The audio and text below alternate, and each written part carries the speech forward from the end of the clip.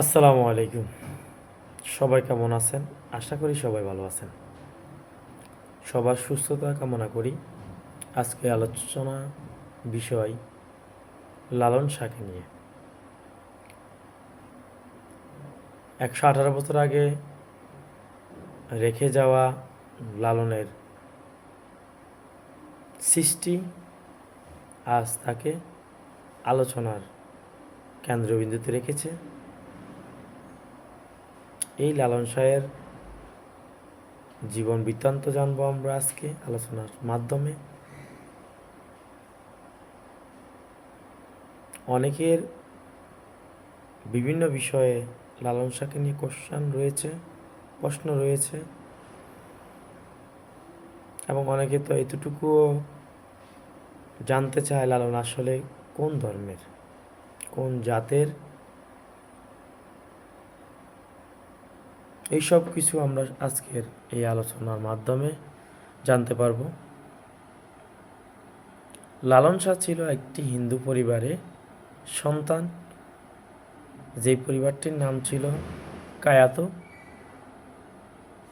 পরিবারটির অবস্থান ছিল কুষ্টিয়ায়।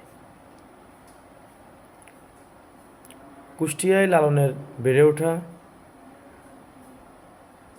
তৎকালীন সময়ে ছেলেমেয়েদেরকে অল্প বয়সে বিয়ে দেওয়ার রীতিনীতি ছিল।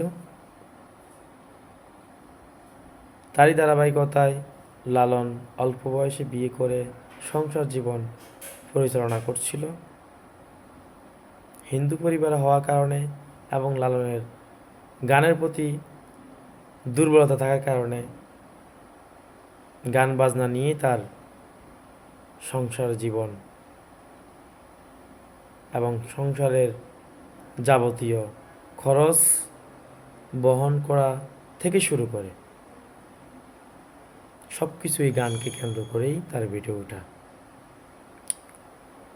সংক্ষিপ্ত আলোচনা, লালনের একটি গান আপনারা সবসময় সরাসরি শুনতে চান, শুনেন, লালন কি জাত সংসারে। এই গানটার ইতিহাস আপনারা কি জানেন? লালন তার কিছু অনুসারীদেরকে নিয়ে গঙ্গা তীর্থযাত্রায় গিয়েছিলেন গঙ্গা নদীর তীরে। তখন কুষ্টিয়ার এই অঞ্চলে বসন্ত রোগের আবির্ভাব হয়েছিল। যে রোগটা ছিল খুবই ভয়ঙ্কর। তখনকার সময়ে চিকিৎসা ছিল না, মানুষের শরীরের চামড়া খসে গিয়েছিল, অনেকে চিকিৎসাহীনতার কারণে মারাও গিয়েছিল।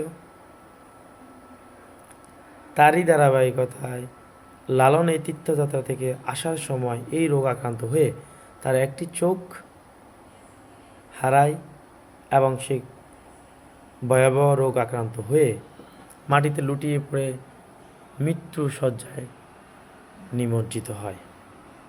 তার সফরসঙ্গীরা তাকে মৃত ভেবে হিন্দুদের রীতিনীতি অবলম্বন করে বেলায় ভাসিয়ে দিয়েছিল নদীতে। 2 দিন পর নদীর ওপারে এক মুসলিম নারী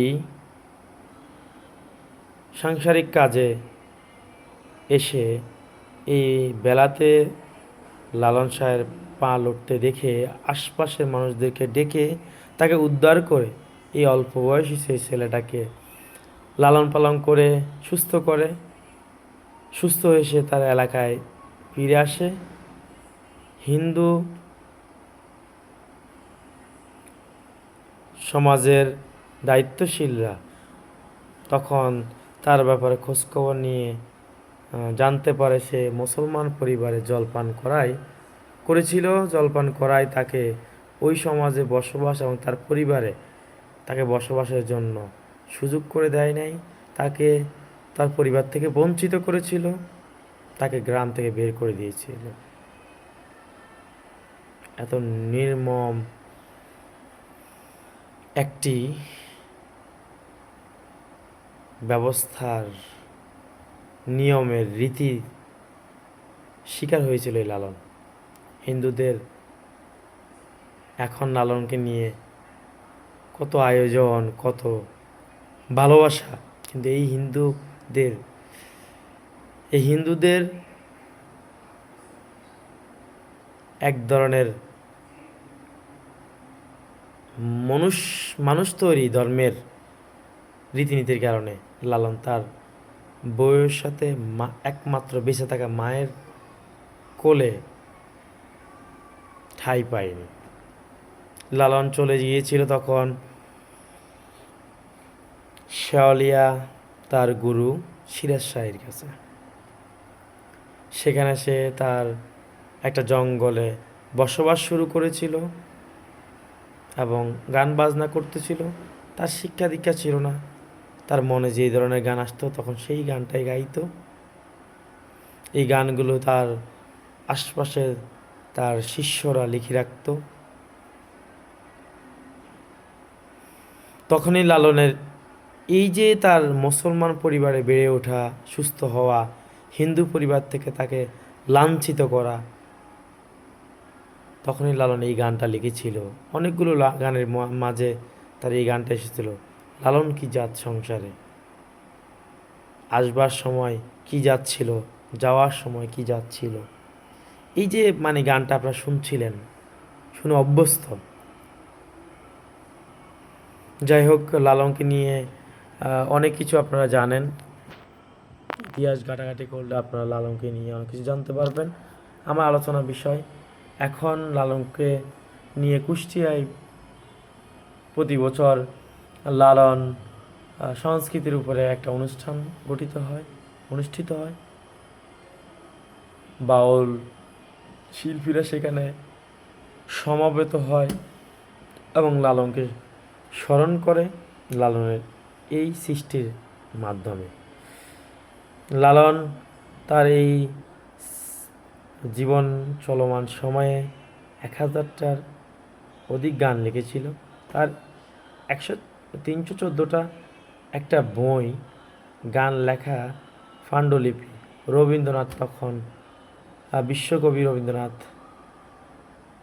তখন সেই অঞ্চলে জমিদার ছিল, উনি নিয়ে গিয়েছিল।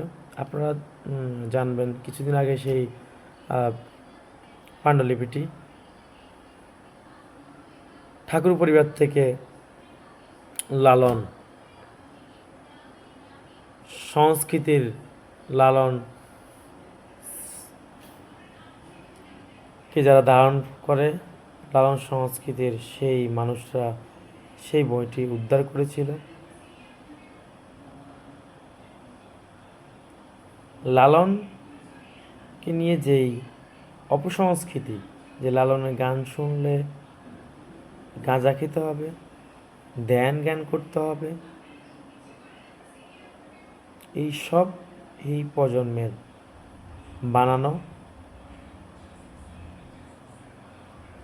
যারা সঙ্গীত ভালোবাসে তাদের জন্য কোনো গাঁজা প্রয়োজন নাই, কিংবা কোনো ধরনের মদ্যপানের প্রয়োজন নেই। গান একটি অনুধাবন, ফিল করার বিষয়। লালনের এই সৃষ্টিকে আপনারা গ্রহণ করবেন শিক্ষার জন্য। আশা করি লালনের এই সৃষ্টিকে আপনারা বিতর্কিত করবেন না। কিছুদিন আগে তারা দেখছিলাম আমরা বাংলাদেশে যে ডিসি অফিসে এক অ্যাডভোকেট লালনের এই অনুষ্ঠানে গাঁজার বৈধতা চাচ্ছিল। খুবই নিকৃষ্ট একটি ঘটনা। আশা করি এই ধরনের ঘটনা পুনরাবৃত্তি ঘটবে না। লালনকে নিয়ে জানতে চাইলে আপনারা আমার কমেন্টস বক্সে জানিয়ে যাবেন। আমি আরও বৃত্তান্ত আলোচনা করব লালনকে নিয়ে।